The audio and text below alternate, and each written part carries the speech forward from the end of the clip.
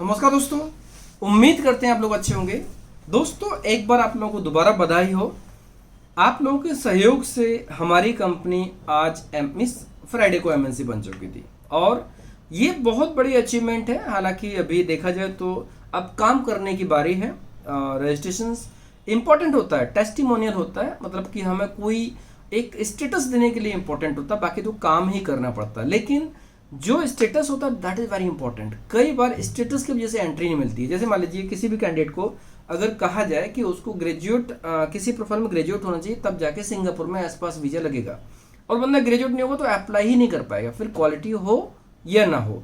तो ये जो टेस्टिमोनियल्स होते हैं कभी कभी क्या कई बार बहुत बड़ा रोल प्ले करते हैं। और सेम रोल अभी देखा जाए तो हमारी कंपनी का यूरोप में प्रेजेंस होने की वजह से होगा। अब हमारी कंपनी एक्चुअल में एमएनसी कंपनी हो चुकी है, मल्टी नेशनल कॉर्पोरेशन। एमएनसी इसलिए बोल रहा हूं मैं क्योंकि सेम नाम से इंडिया में है, सेम नाम से मलेशिया में है और सेम नाम से ही पोलैंड में है। और जिस दिन केआरएस पर हो जाएगा, कल हो परसों हो, जब भी हो, जिस दिन केआरएस पर हो जाएगा उस दिन हम इसका प्रॉपर तरीके से डिटेल में इंफॉर्मेशन देंगे। साथ साथ में एक पूरा ग्लोबल प्रेजेंस का जो हमारा वेबसाइट है उस वेबसाइट का भी आपको शेयर करेंगे। ये वेबसाइट भी बन जाएगी, अभी एक आध हफ्ते के अंदर डेवलप हो जाएगी। तो अभी आपको मलेशिया का .my से, पोलैंड का .pl से वेबसाइट मिल जाएगा, सेम नाम से, सबको सेम नाम, हर चीज का डिटेल आप लोगों को शेयर किया जाएगा। ये बहुत इंपॉर्टेंट चीज है दोस्तों। जैसे मैंने बताया कि टेस्टिमोनियल बहुत बड़ा रोल प्ले करते हैं। अभी जैसे हम लोग किसी भी क्लाइंट को अप्रोच करते थे तो एक इंपॉर्टेंट चीज है, हमारे पास में बहुत सारे क्लाइंट्स का डेटाबेस है।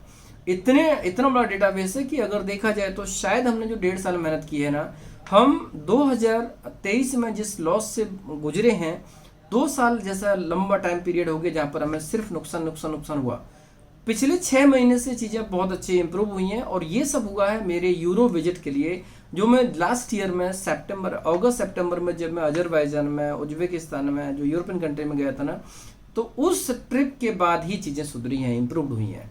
हालांकि उस टाइम पर शुरू हुआ, उसके बाद में फिर चीजें जब क्लाइंट से मिलना हुआ, कम्युनिकेशंस हुए, धीरे धीरे के क्लाइंट ने अपना काम देना शुरू किया और फिर बाद में जैसे कहा जाए हमने पोलैंड के अलावा और भी कई कंट्रीज के ऊपर फोकस किया और उनका रिजल्ट भी आना शुरू हो गया।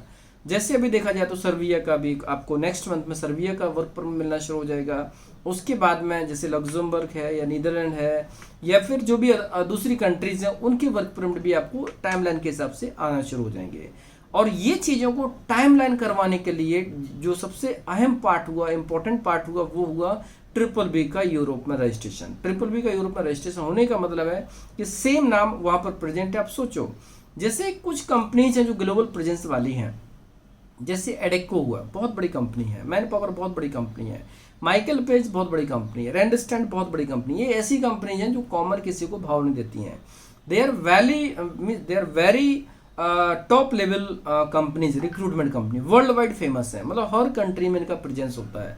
हर कंट्री में प्रेजेंस होता है तो आप समझ लीजिए कि जो वो कंपनी छोटे छोटे एजेंसीज को तो भाव देंगी नहीं, बिल्कुल नहीं देंगी।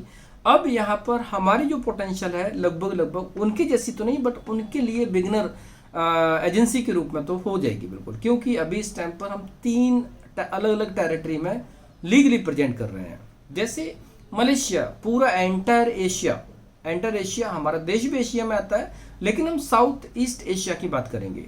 Entire south east Asian country, जिसमें से सिंगापुर आ गया, मलेशिया आ गया, थाईलैंड आ गया, कंबोडिया आ गया, वियतनाम आ गया, साउथ कोरिया, फिर ताइवान, इसके अलावा हांगकांग और जापान, ये सभी कंट्रीज इसके अंदर में आ चुकी हैं। और इंडोनेशिया एंड वियतनाम भी, फिलीपींस, वो भी आने वाली है। तो पूरे का पूरा एंटायर साउथ ईस्ट एशियन हम इस पे कवर कर रहे हैं, जिसमें से कुछ कंट्री क्लाइंट कंपनी होंगी, होस्ट कंट्री, हायरिंग कंट्री होंगी, और कुछ company man power supplier company होंगी। तो पूरा का पूरा एंटायर रीजन वहां से हैंडल करने वाले हैं। दूसरा इंडिया से बहुत बड़ा मैन पावर, जो कि देखा जाए तो अगर ट्रैवलिंग इजी माना जाए तो नेपाल, इंडिया और बांग्लादेश के लोगों को इजीली प्रोसेस कर सकते हैं। साथ साथ में श्रीलंका भी इसमें लाइन में ही है, और श्रीलंका एंड बांग्लादेश दोनों के पास ये भी प्रोविजन है, नेपाल, श्रीलंका, बांग्लादेश के लिए ये भी प्रोविजन है कि अगर इंडिया में कोई अपॉइंटमेंट का इश्यू होता है तो वो लोग दूसरी कंट्री में भी कर सकते हैं। तो ये पोटेंशियल इंडिया के ऑफिस होने की वजह से होगा। और तीसरा सबसे बड़ा पॉइंट जो सबसे अहम पार्ट है कंपनी की सक्सेस का, वो है पोलैंड में कंपनी का रजिस्ट्रेशन होना। पोलैंड जो कि यूरोप में है, जो कि शेंगन का पार्ट है, पोलैंड में अगर प्रेजेंस है तो पूरा 29 शेंगन में प्रेजेंस भी माना जाएगा। साथ साथ में यूके, आयरलैंड और नॉन शेंगन यूरोप भी कवर हो जाएगा, जिसमें सर्बिया, अल्बानिया ये सभी कंट्रीज आ जाएंगी। आगे चलकर टर्की और साइप्रस ये सब कंट्री ऑटोमेटिकली इसी लिस्ट में आने वाली है, और उनके पास, हमारे पास उन सभी कंट्रीज का लीगल और क्वालिटी काम रहेगा। तो मैं आपको बता रहा था कि टेस्टिमोनियल का मतलब ये है कि जैसे यहाँ पर मैं डायरेक्टर बना, यहाँ पर मेरा जो पोलैंड की कंपनी की जो लीगल चीज़ें होती हैं, देखो हर कंट्री में कंपनी रजिस्ट्रेशन का स्टेप बाय स्टेप प्रोसेस होता है। अगर हम बात करते हैं अपने देश में भी अगर हम कोई कंपनी प्रोसेस करते हैं, उससे 10-12 स्टेप्स होते हैं, और वो स्टेप्स काफ़ी इंपॉर्टेंट होते हैं। अब जैसे मान लीजिए प्राइवेट लिमिटेड कंपनी होगी, उसमें फिर देखा जाए तो डायरेक्टर होते हैं, डायरेक्टर का पहले KYC होता है, डायरेक्टर डिन नंबर मिलता है, उसके बाद फिर उनका प्रोसेस आगे होता है, फिर मेमोरेंडम बनता है, MOA, AOA बनता है, उसके बाद में फिर कंपनी रजिस्ट्रेशन ली जाती है, कंपनी का नेम रिजर्वेशन होता है, कंपनी रिजर्वेशन होने के बाद में फिर पूरा प्रोसेस फाइलिंग हो जाता है, ROC में अप्रूवल होता है, अप्रूवल होने के बाद में COI आता है, पैन नंबर आता है, टैन नंबर आता है। ये होने के बाद में फिर सभी डॉक्यूमेंट्स होने के बाद जो लोकल सिटी होती है, वहाँ पर हर जगह म्यूनिसिपल कॉर्पोरेशन होता है, उनका एक रजिस्ट्रेशन होता है, वहाँ पर प्रोफेशनल टैक्स का होता है, फिर GST का होता है। अगर एक्सपोर्ट इंपोर्ट या फिर ओवरसीज ट्रेड के लिए कोई चीज़ें हैं, उनका अलग से रजिस्ट्रेशन होते हैं, उनके भी 2-3 रजिस्ट्रेशन होते हैं। आजकल इंडिया में MSME हर एक बिजनेस के साथ में कंपलसरी है, MSME होता है। इतने सारे स्टेप्स होने के बाद एक कंपनी रजिस्टर्ड होती है और ऑनलाइन आती है। ये सारे, और ये सब होने के बाद फिर बैंक अकाउंट ओपन होता है। बैंक अकाउंट ओपन होने के बाद में उस अकाउंट का अपडेट ROC में करना पड़ता है, तब जाके एक कंपनी पूरी तरह से कंप्लीट होती है, कंपनी रजिस्ट्रेशन पूरी तरह से कंप्लीट होता है। लेकिन कंपनी का रजिस्ट्रेशन उसी दिन हो जाता है जिस दिन कंपनी का नेम रिजर्वेशन हो गया और COI जनरेट हो गया। ये बहुत इंपॉर्टेंट है। नेम रिजर्वेशन 90% काम है और 10% बचा हुआ काम COI जनरेट होना है। बाकी सारी चीज़ें अपने आप होने वाली हैं, क्योंकि सबसे अहम चीज़ अगर मिल जाती है तो बाकी सब अपने आप हो जाती हैं। तो वैसे ही पोलैंड में अभी इस टाइम पर मेरे पास वहाँ का डायरेक्टरशिप है, मेरे पास में वहाँ का टैक्स नंबर है, मेरे पास टैक्स अकाउंट है, इसके अलावा गवर्नमेंट की साइट पर मेरा अकाउंट है, और यहाँ पर जो मिनिस्ट्री की साइट होती है उस पर मेरा अकाउंट है, और अभी देखा जाए तो मेरे पास वहाँ का लोकल मोबाइल नंबर है जो मेरे पास प्रेजेंट है। बहुत सारी चीज़ें हैं जो मेरे पास हो चुकी हैं, वहाँ का मेरे पास लोकल एड्रेस है, कुछ भी ऐसा पेंडिंग नहीं है जो मेरे पास ना हो, मतलब कि मेरे पास पोटेंशियल बढ़ चुका है। अभी अगर मैं किसी क्लाइंट को अप्रोच करता हूँ, क्लाइंट जर्मनी में है, फिनलैंड में है, या फिर ऑस्ट्रिया में है, किसी भी कंट्री में है, उस कंट्री में अगर मैं being a polish director approach करता हूँ तो उसका रिजल्ट अपने आप बहुत अच्छा आने वाला है, जो ऑब्वियसली आप लोग भी इसका अनुमान लगा सकते हैं। तो अभी पोटेंशियल मल्टीप्लाई होने वाला है। जो हम बहुत लंबे टाइम से जिन क्लाइंट्स को फॉलोअप्स लेते थे, वो क्लाइंट हमें कई बार रिस्पॉन्स नहीं करते थे, और अभी जिस तरीके से हम लोग अपना नेटवर्क डेवलप कर रहे हैं, आई एम 100% श्योर कि अभी ये नेटवर्क मल्टीप्लाई रूप में बढ़ेगा, रिजल्ट भी मल्टीप्लाई रूप में बढ़ेगा। तो अभी not only worker level profiles, her type की प्रोफाइल्स भी आने वाली है, और पोलैंड का रिजल्ट तो बहुत शानदार होने वाला है। पोलैंड का रिजल्ट आप इस तरीके से आइडिया लगा लो कि कोई भी अगर एक बड़े लॉस के बाद सेम कंट्री में सेम टाइप का रिस्क तो नहीं लेगा। जैसे बोलते हैं कि दूध का जला भी छाछ फूक फूक के पीता है, बिल्कुल सेम चीज़ है यहाँ पर। 2023 में हमारा बहुत बड़ा लॉस हुआ, बहुत बड़ा, तो बहुत बड़ा, उसका अभी भी असर है। ये मान लीजिए काफ़ी लोगों को परेशानी हुई, हमारा तो हुआ, हमारे कैंडिडेट्स को और भी ज़्यादा नुकसान हुआ, क्योंकि इंडिविजुअल व्यक्ति, हर व्यक्ति की खुद की अगर प्लानिंग्स को देखें, उनके लिए सर्टेन अमाउंट बहुत बड़ा मायने रखता है, और उसके ऊपर अगर उनको इंटरेस्ट पे करना पड़े, उसका बहुत बड़ा दुख होता है। और उस दुख को फील करते हुए हमने बहुत सारी चीज़ें ऐसी की हैं जो उन लोगों को हम इसका लाभ देंगे जिनको परेशानियाँ हुई थी। तो ये अलग बात है, लेकिन पॉइंट ये नुकसान हुआ। तो अगर नुकसान हुआ और हम सेम स्टेप्स दोबारा करेंगे तो कौन समझदार ऐसा करेगा? कभी नहीं। सिंपल सी बात है कि अगर आपने ऑलरेडी लॉस झेला है तो कभी दोबारा वैसी स्टेप्स नहीं होगी। तो यहाँ पर हम लोग कॉन्फिडेंट क्यों हुए हैं, उसका रीज़न है, सबसे बड़ा पॉइंट ये है कि पोलैंड में पहले जो वर्क परमिट आया करते थे उसमें से फर्जी बहुत सारे हुआ करते थे, अनऑथराइज्ड भी हुआ करते थे, कॉपी पेस्ट वाले भी हुआ करते थे। लेकिन अभी जो भी वर्क परमिट आते हैं कंसुलेट से वैलिडेट होने के बाद ही आते हैं। मतलब कंसुलेट से वैलिडेट होने के बाद ही चीज़ें आगे होती हैं। तो कंसुलेट से वैलिडेशन हुआ, वैलिडेशन होने के बाद ही आगे कंसुलेट आपको इन्फॉर्म करेगी कि अब आपका अपॉइंटमेंट कब है। अब सोचो अगर वैलिडेशन पहले से हो गया तो फिल्ट्रेशन खत्म। पहले हम लोग बोलते थे कि हमारा 80% रिजल्ट है, हम लोग कॉन्फिडेंटली बोलते हैं कि हमारे डॉक्यूमेंट के ऊपर कोई क्वेश्चन मार्क नहीं लगा सकता है। और जैसे अभी हम किसी को भी वर्क परमिट देते हैं वैलिडेशन पहले करके देते हैं।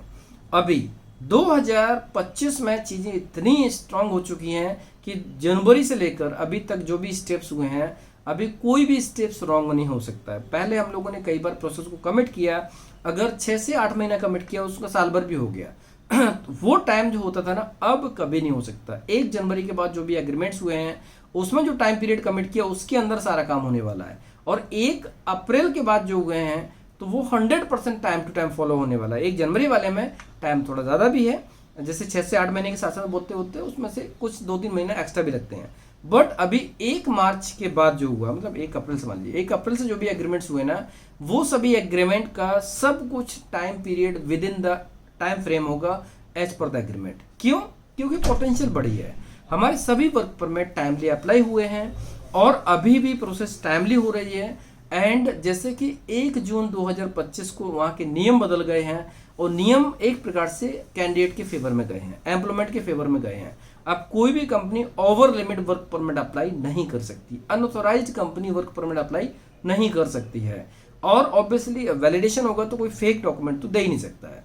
तो ये चीज़ें होना, प्लस साथ साथ में आप शेंगन के किसी भी कंट्री में रह रहे हैं, वहाँ की टीआरसी, वहाँ के डॉक्यूमेंट के बेस पर पोलैंड में काम नहीं कर सकते। इट मीन्स कि फॉरेन वर्कर के लिए अपॉर्चुनिटीज बढ़ चुकी है लीगल प्रोसेस में। वर्क परमिट की पूरी प्रोसेस करने के बाद अगर वहाँ एंट्री करेंगे तो उसका रिजल्ट बढ़ चुका है। आप सोचो, जहाँ पर जो पोलैंड कंट्री है, पोलैंड कंट्री ने इन सब चीज़ों को क्यों किया? क्योंकि उसकी जो ग्लोबल स्टेटस है वो डाउन हो रहा था, क्योंकि रिफ्यूजीज देखा जाए तो सबसे बुरी कंडीशंस हो गई थी पोलैंड की।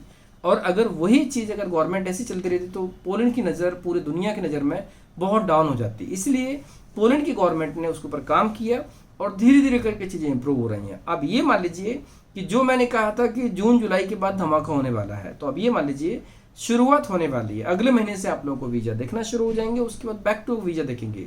जैसे कि मैंने बहुत पहले कहा हुआ कि इस साल 2025 में हमारे ऑफिस से 20+ लोगों की यूरोप की फ्लाइट्स होने वाली है। 20+ लोगों की यूरोप की फ्लाइट्स होने वाली है और उसके आप लोग विटनेस होंगे। और उन सभी लोगों का वीज़ा अगस्त, सितंबर, अक्टूबर, नवंबर में 4 महीने में आपको 20+ लोगों के वीज़ा मिलने की उम्मीद है। थोड़ा पता के पीछे हो सकता है टाइमलाइन, लेकिन इतने लोगों का वीज़ा मिलने की उम्मीद है। 20+ की बात कर रहा हूँ, ज़्यादा ही होंगे, कम नहीं होंगे। पॉइंट क्या है, हमने पिछले 6 महीने में बहुत मेहनत की। वैसे तो 1.5 साल मेहनत की है, लेकिन जो एक कंस्ट्रक्टिव वे में, पहले हमने नेटवर्क डेवलपमेंट में मेहनत की है, अभी कंस्ट्रक्टिव वे में की है, मतलब उसका रिजल्ट आना शुरू हुआ।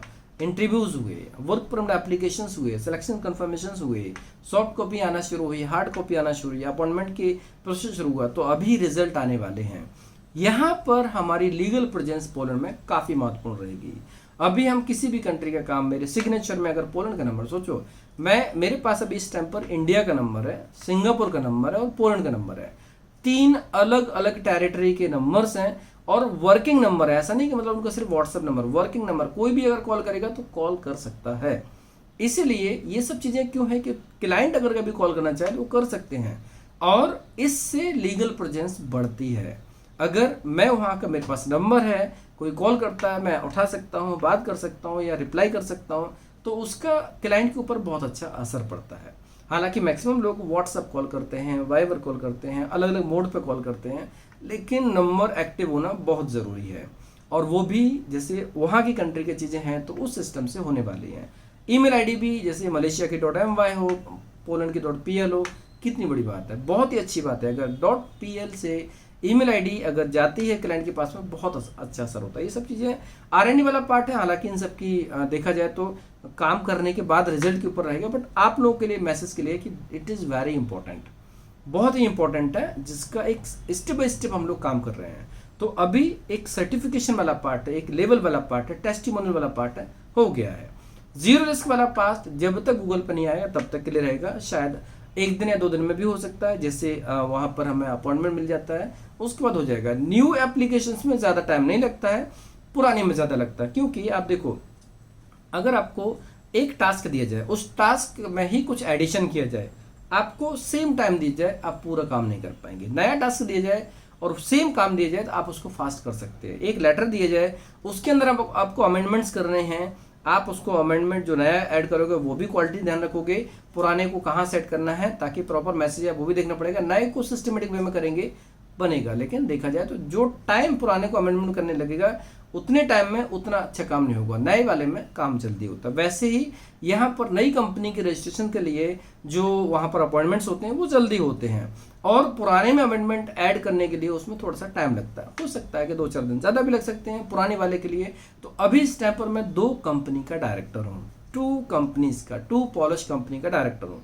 और 2 कंपनी का डायरेक्टर होने के मतलब सीधे सीधा हमारी टीम को बहुत बड़ा फायदा है। हमारी टीम मतलब आप लोग। एक कंपनी क्या होती है? Group of people. Triple B पूरी इंडिया में फैल रही है और ट्रिपल बी का पूरा प्रेजेंस ग्लोबल होगा, उसका लाभ हमारी हर एक टीम मेंबर को मिलने वाला है।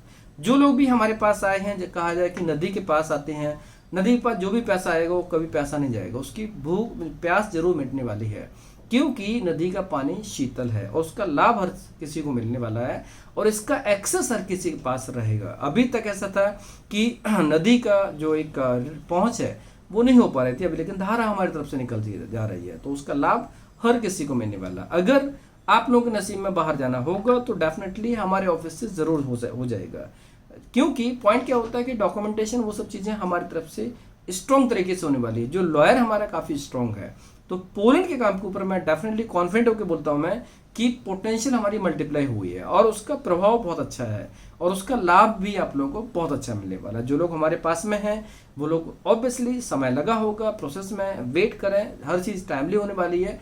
जिन लोगों ने पहले किया होगा उसकी तुलना में 1 जनवरी के बाद एप्लीकेशन एग्रीमेंट होंगे उनका काम और टाइमली होगा, लेकिन जिन्होंने 1 अप्रैल से एग्रीमेंट किए होंगे उनका काम तो प्रॉपर टाइम के हिसाब से होने वाला है। काम किसी को भी अगर कंफर्म किया तो प्रॉपर कंफर्मेशन के बाद में कंफर्मेशन होता है, क्लाइंट से बात करने के बाद ही कंफर्मेशन होता है, कभी भी हम अपनी तरफ से कोई कंफर्मेशन नहीं देते हैं।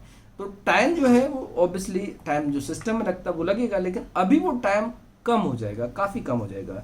मतलब कि 1 अप्रैल से जो प्रोसेस हुए उनका काम बहुत हद तक काफ़ी टाइम है और अब जो होंगे ना उनका काम और फास्ट होने वाला है और आगे चलकर हम लोग मैन पावर सप्लाई वाला भी काम शुरू करने वाले हैं और डायरेक्ट एम्प्लॉयमेंट का काम तो चल ही रहा है। सो दोस्तों बहुत ही इंपॉर्टेंट चीज़ थी शेयर करना आपको, क्योंकि अभी ये हम लोगों के लिए बहुत इंपॉर्टेंट है, पोटेंशियल बढ़ चुकी है, तो उसका लाभ आप लोग जरूर लेंगे। आप लोग बहुत लंबे समय से हमारी कंपनी को फॉलो कर रहे हैं, ट्रस्ट है, इसलिए आप लोगों को इसका लाभ अब जरूर मिलने वाला है। जीरो रिस्क अभी जब तक रहेगा जब तक गूगल पे नहीं आता। तो जो लोग भी इंटरेस्टेड हैं किसी भी प्रोफाइल में टीम को कांटेक्ट करें, डॉक्यूमेंट भेजें, शॉर्टलिस्ट होते हैं तो आप अप्लाई कर सकते हैं।